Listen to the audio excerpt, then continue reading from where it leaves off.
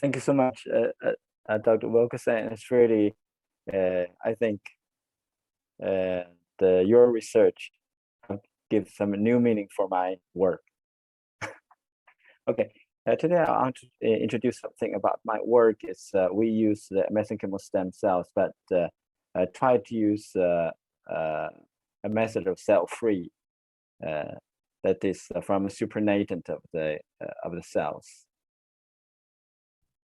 Okay, there is a kind of a skin regenerative method. We try to use the techniques, and not only the cells. I mean, try to use the cells, apply the cells in a proper way to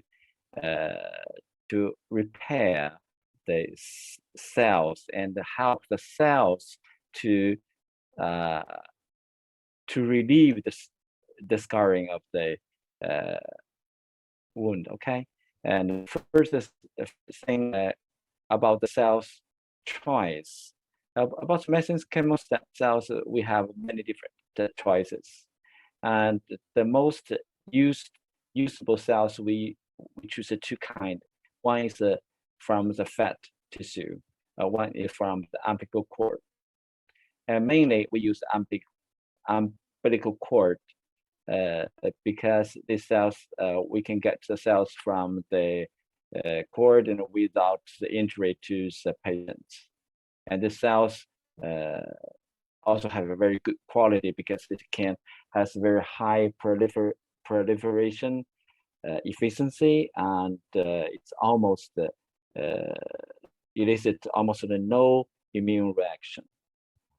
For the cells, we may use the cells, we say cell therapy, used directly on the wound, or we may use the paracrine cytokines, exosome cytokines or growth factors.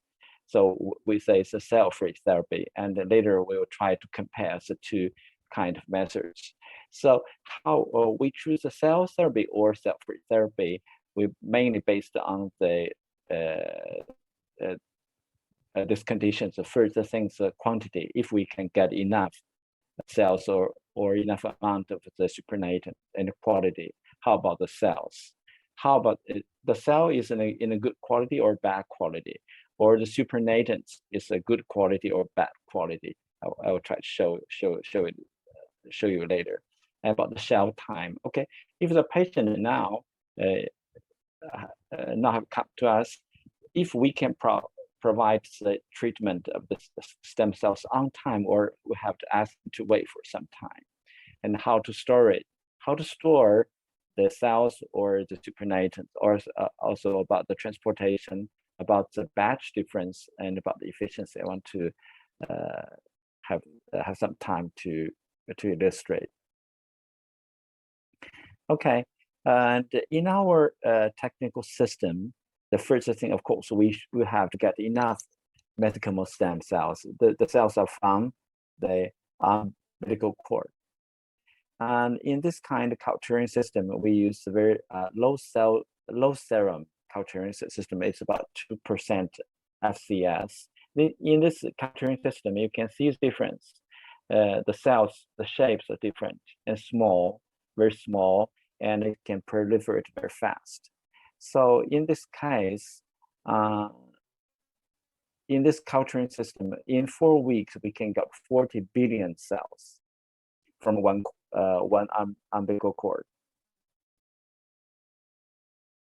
And since we try to use the cytokines or growth factors from the stem cells, so we have to increase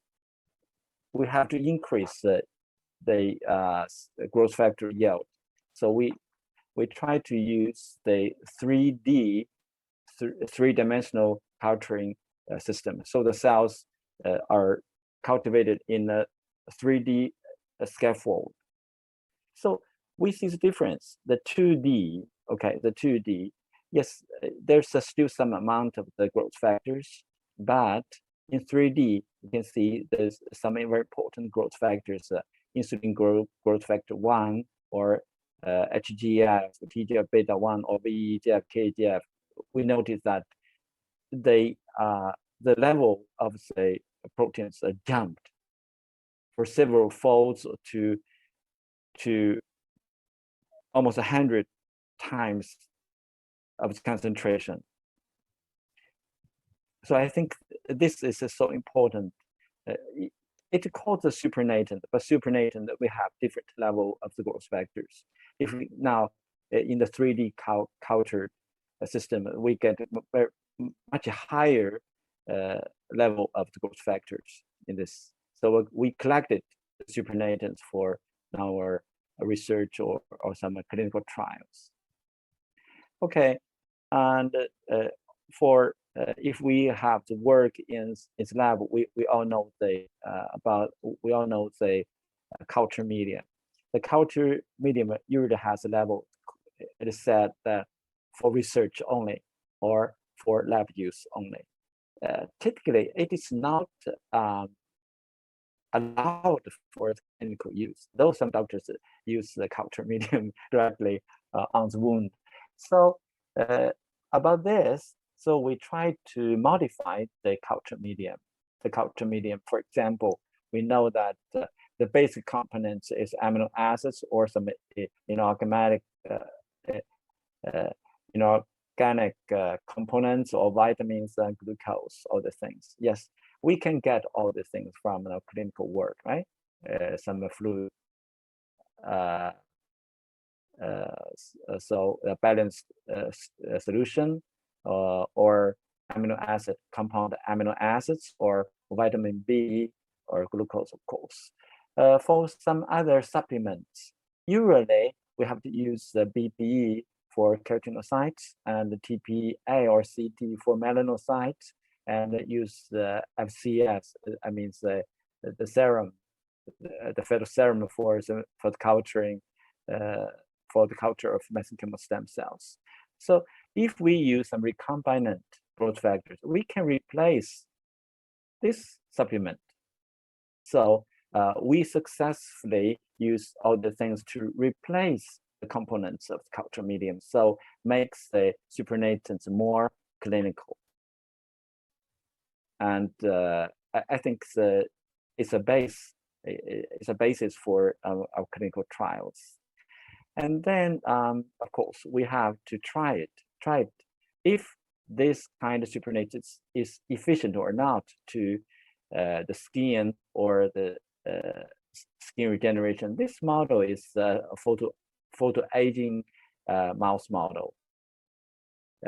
Okay, and had been radiated by the UVA and UVB for 8 weeks. We created the model, and after that, we treated with the stem cells with the normal cell line or the supernatants of the mesenchymal stem cells, and later from the histology. Okay, here shows the growth appearance. We can see the supernatant can restore the skin smoothness and elasticity, and the normal cell line is really no good, and the stem cell, yes, improved a little, but not as good as the supernatants. And the lower column, you can see the histology of the treatment. Here's the supernatant and the normal cell line, the stem cells. This is the animal experiment, and also we tried another experiment. Though it's not about skin regeneration, but I think it's also interesting. We applied a normal cell line, mesenchymal stem cells, and mesenchymal stem cell lysate or the supernatant. We use intradermal injection. By day 14 and day 21, we checked. We have growth view of the skin. What we found is that the normal cell line group, you see the blood vessels, it's just like this, and after the injection of the supernatants for 3 times, about 2 weeks, you can see all the blood vessels, some new blood vessels, or the old blood vessels are are enlarged, and we can see more blood vessels and more anastomosis. Also, I think this is another way that how the supernatant or mesenchymal stem cells help wound healing. Okay, some mechanism we try to explain about how the supernatant improves the skin regeneration. It may be like this: for the ECM deposition, or the epidermogenesis, or the skin vascularization. Also, it may act deep in the face fascia layer.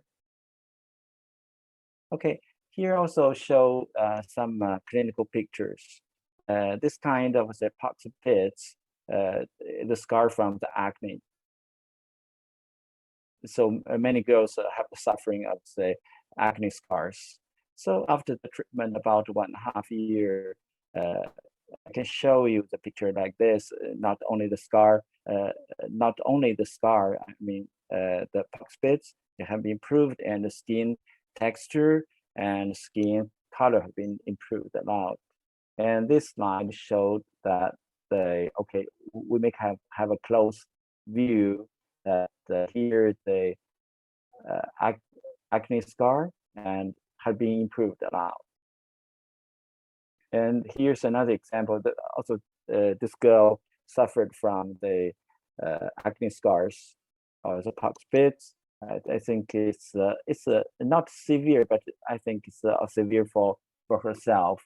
And after treatment, half year, you can see it has been improved a lot. Also, the same. I think the case almost the same as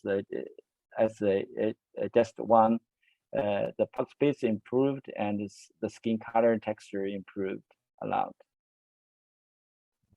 And this slide also is a close view. You can see the scar, the depressed scar had been improved a lot, and also the color of the skin. And in this one is a burn scar. This boy is in his 20s now, the university student, and was burned on the face when he was about 5 years ago. When he was 5 years old. For this long time, almost 20 years, you see a scar on the face. If we want to help him use some surgical methods, it will create new surgical scars.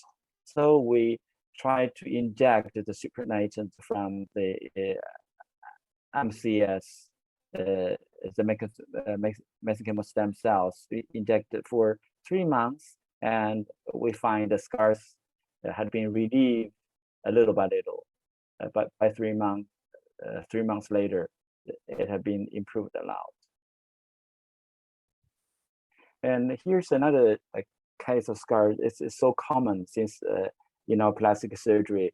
So the kids may have the wound on the forehead or on the face so often, and usually we give a good suture in our department. If plastic surgeons give a good suture, even so, we the kid may have a depressed scar like this. So how to correct this is also, though the scars are not big and since not severe, but it's not easy to treat. So we also inject intradermally of the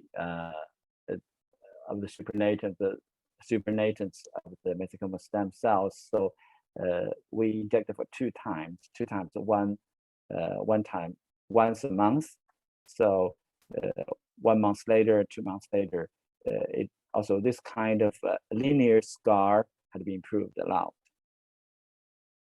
Okay, thank you.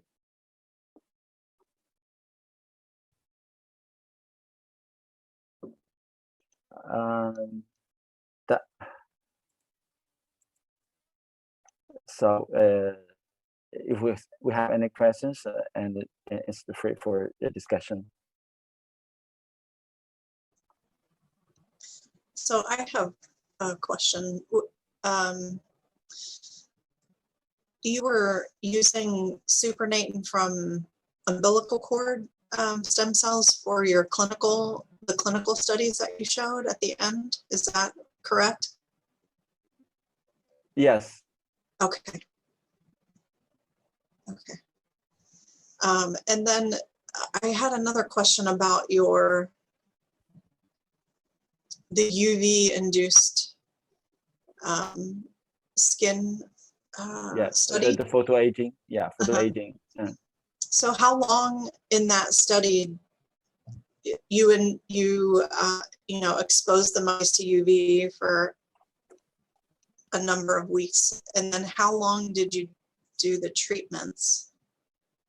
Yeah, to prepare the animal model, we use 8 weeks.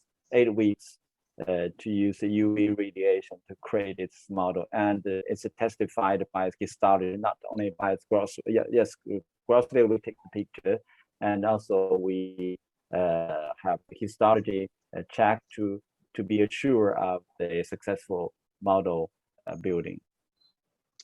Right, but were you injecting the supernatant or the cells during the UV irradiation, or did you irradiate for 8 weeks? Yeah, after the radiation, and for 1 or 2 weeks later, yeah, when we have finished build this animal model, then wait for 1 or 2 weeks, and then we inject the normal cell line cells or supernatants, and right. then the 2 times a week for 8 times. Okay. Oh, only eight injections? Yes. Okay. All right. And then did you look at, I think you did show some histology, but did you stain for elastin at all? I think that's commonly a common stain with those photoaging models. Yeah, yes, we didn't use many other staining methods, only for the HE or the Mason, yeah, also for the collagen staining. Okay. Okay.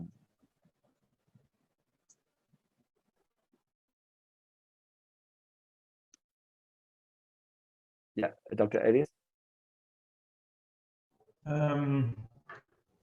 Great presentation and great results.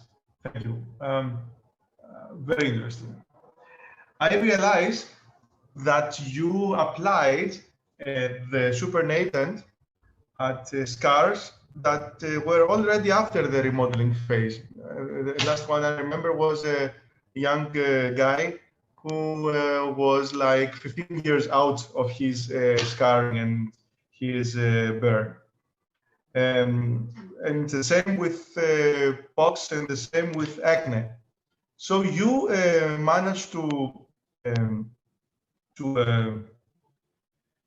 good results in scars that had already been, so to say, all over the remodeling phase. Is that right? Yeah. Okay. Yeah. My question was, you applied the supernatant of your cultures at scars that way after the remodeling phase, right? Yeah. Okay, and still you got such great results. Very interesting. Yeah, thank you. Did all of the candidates or the participants show good results, or it was different? Yeah, for the scar treatment, yes, most of the candidates, they have, if they a few months after the treatment, more or less get some improvement. Okay. Yeah, it's for scar treatment. And for the wound healing, for the some chronic wound healing, yes, also the same. We got similar results. That's yes, the wound healing has been improved, and mainly since we are also in cosmetic clinic, so many patients got this treatment for for becoming younger, for Great. rejuvenation. Yeah. Some years ago, like 10 years ago, there was a cream on the market. This cream contained VEGF, but VEGF, yeah. no, but there were problems because of a higher incidence of squamous cell carcinoma. Yeah, sure. And also, in China, in the market, I mean, it's cosmetic market. It's not hospital. So somebody use the, for example, say BFDF to inject directly intradermally or subcutaneously. They also induce some kind of a tumor. I don't know, benign tumor also. That kind of mass continuously increasing in size. Okay. Yes, also in China, that's we in conference, some doctors give some report about this kind of cases that inject the pure growth factors such as BFDF or AFDF, something like that. Also, so this kind of treatment is prohibited in China. Mm-hmm.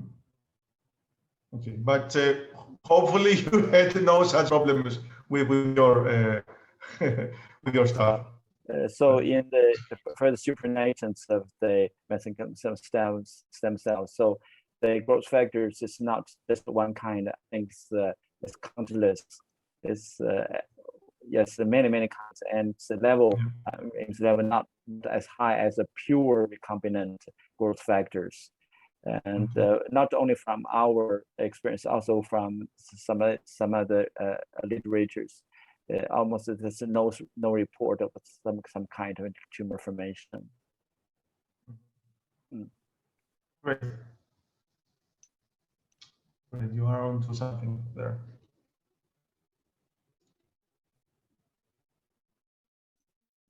So, any other questions?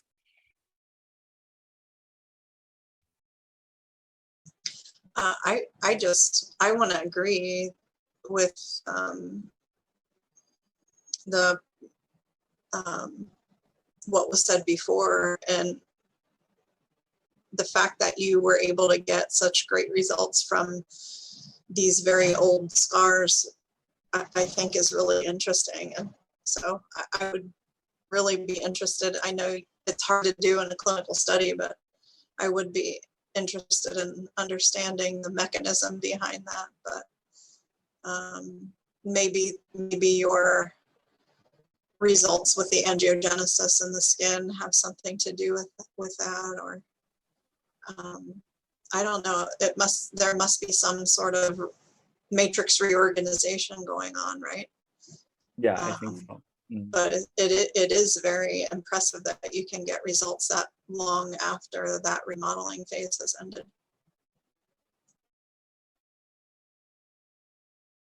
Okay, thank you. I really hope our researchers can work hard to discover and uncover the mechanism behind all these defects.